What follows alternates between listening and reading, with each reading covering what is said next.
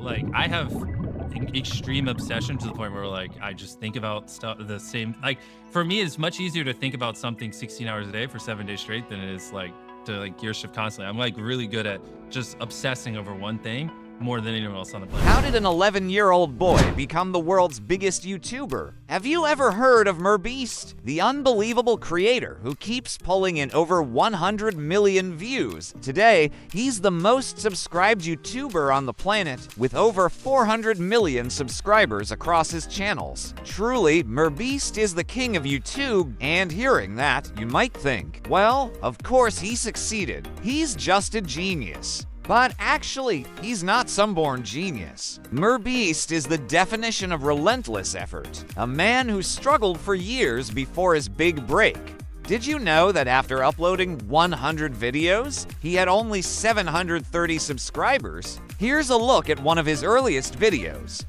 I haven't uploaded in a week, and that's because I was on vacation.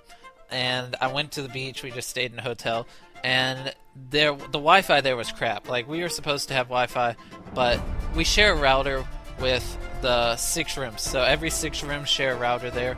Just a kid playing video games and talking to the mic. And according to him, most of his early subscribers were just his gamer friends he begged to sign up. In this video, we'll dive deep into why and how MrBeast ultimately succeeded, revealing the secrets behind his rise through one powerful interview.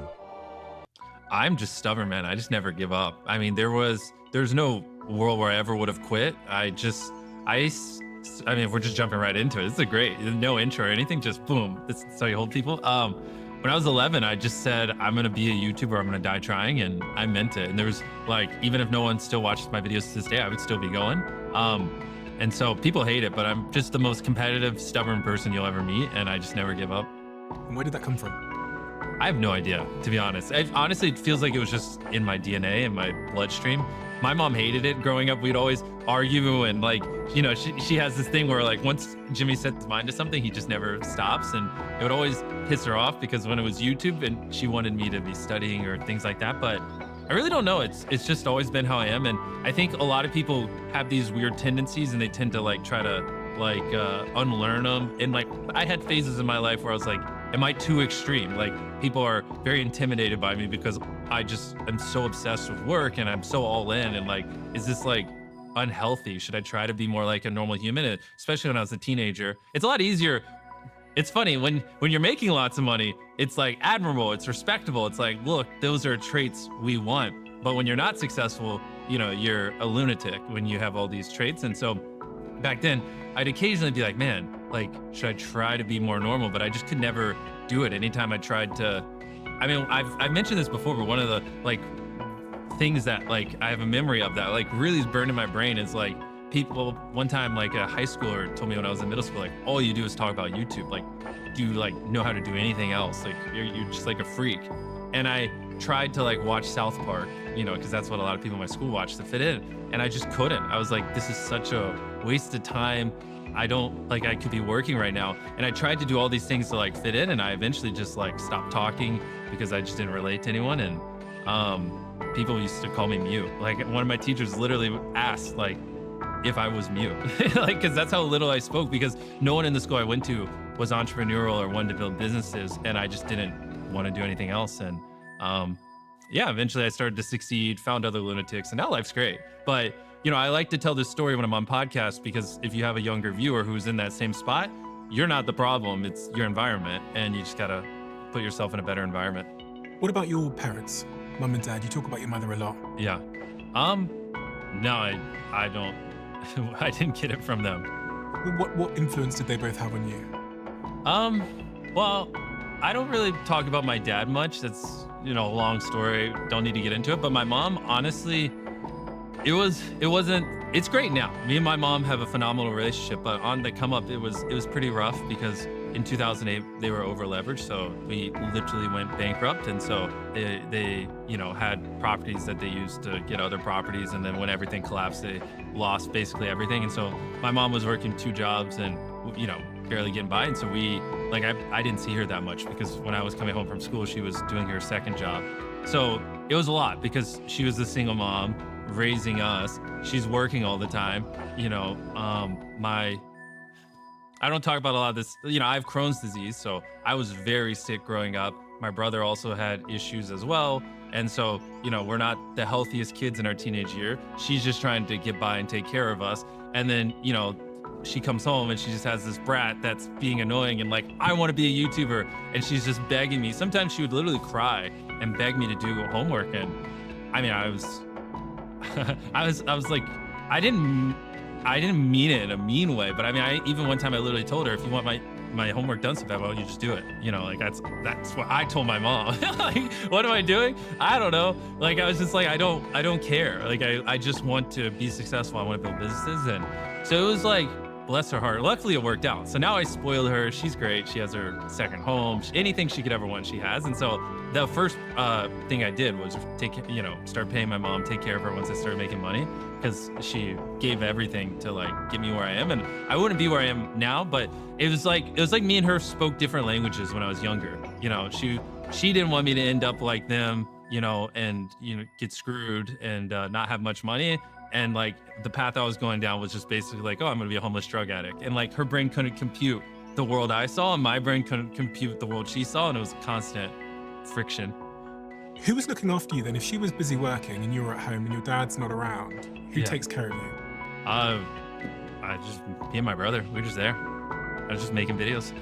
You're making videos? Yeah. What age did that start, the videos? I started at 11. 11. Yeah, so I'm 26 now. I can't really remember life before YouTube. Like, my earliest memories are basically when I started making videos.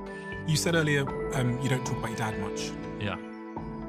You don't have to tell me about it, but why don't you talk about your father much? Don't worry about it. I know your mum has spoken about him before. Yeah.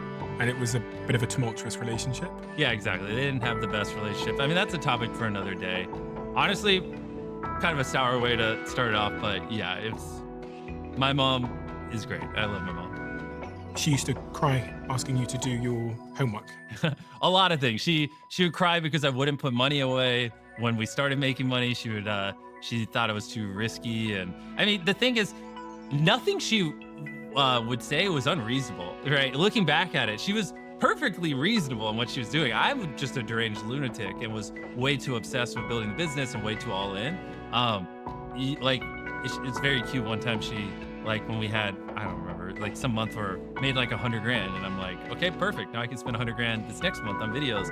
And she like took like 5,000 of it and put it away for me in my own bank account without telling me. But in case, you know, I ever went, you know, was over leveraged or went bankrupt like they did. And I found out about it, and she's like, please don't take this money. Just let me set aside anything. Stop spending everything on videos. And I was like, no, this is perfect. Now I can spend more. Like, this is awesome. Thank you, Mom.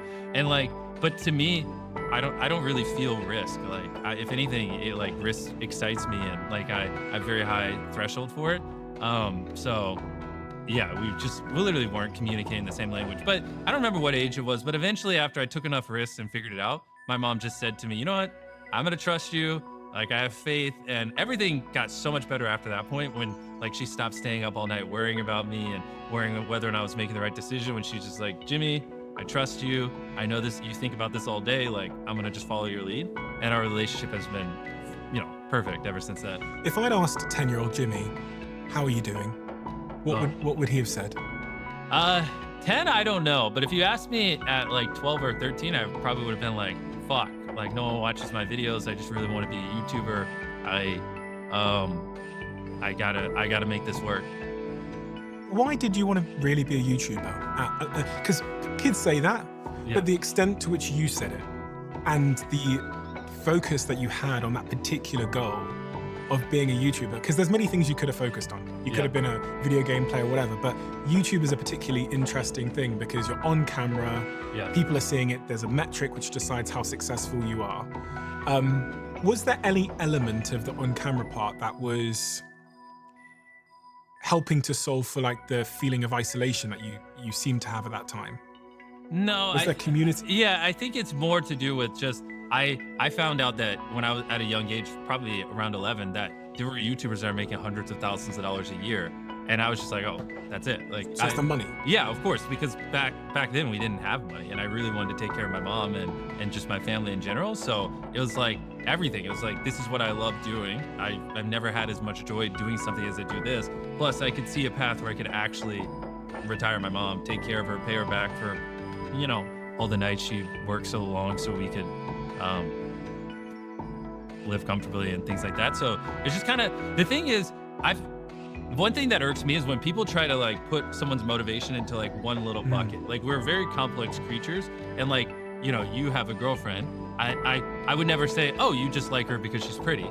But you like her because she's pretty, but you probably also like her because she's smart. You probably also like her because, she's fun to be around. She likes similar shows, blah, blah. You probably, if we sat here for 10 hours, you could probably give me 1,000 reasons why you like your girlfriend. Yeah. So it's like, it's very annoying when people try to put why you like doing a certain job or building a certain business into one bucket. Oh, you just do it because of money. What if I do it because I like money and I enjoy it, and it's a way to do this, and it's a way to communicate with people and community and these other things, you know what I mean? And I think that's a common flaw we try to do. It's like, it's not that simple. I think it's a lot of people can't understand someone being so relentlessly focused on something with the level of like commitment and sustained commitment that you've shown. Yeah. And so, And I don't know how You know what I mean? I agree, because it's very weird, like how, like, I have an extreme obsession to the point where like I just think about stuff the same. Like, for me, it's much easier to think about something 16 hours a day for 7 days straight than it is like to like gear shift constantly. I'm like really good at just obsessing over one thing more than anyone else on the planet. If I were to say what's my superpower, it's that I can just obsess endlessly about something, and I can just have the same thoughts over and over and over and over again. It's very weird. Like, it wasn't like it was work for me grinding YouTube for those 10 years or whatever where no one was really watching it. It's just like kind of who I am. it would have had to have been a deep obsession because you were doing it when no one was really watching or paying attention, or really when the platform was. There was literally a day when I was 19 or 20 where I woke up, joined a Skype call with my friends, and where we like were reverse engineering, why certain videos do well or whatever. And I remember that call being over 18 hours long. And then I hung up, went to bed, woke back up the next day, and instantly got back on the call and picked back. Like, that was the level of like hours we were putting in. I mean, I didn't know anything besides just trying to make it happen. Was there anything else that you showed that level of obsession to? So at that age, no. I would say from 11 to 15, it was a mix of YouTube and baseball. But when I turned 15, I got Crohn's, and I went from like 190 pounds down to 139. I lost all muscle I had, and so I was like, all right, I'm not playing baseball in college anymore. So then I was like, fuck it, it's just all in on YouTube, and then up until really Feastables, it was basically just YouTube. For whatever, I never thought I would find like this kind of love for I thought it was specifically video making. But I have found over like the last 2 or 3 years, just in general, I just enjoy entrepreneurship, and I've been really deeply loving getting like obsessed with Feastables and other things. And so, which was very weird. Like, when I first started a chocolate company, it was like kind of a side thing. But the more I started to work on it, I got a lot of the same highs I got when I was making videos, just in different ways. And so now I'm like, I know way too much about the chocolate industry. I'm like, it's pretty crazy. I never imagined I would have put the thousands of hours I've poured into building Feastables. And so I think just in general, I just really love solving consistent, complex, hard problems. I think that's like what gets me out of bed, and like the harder the problems, the more exciting it is.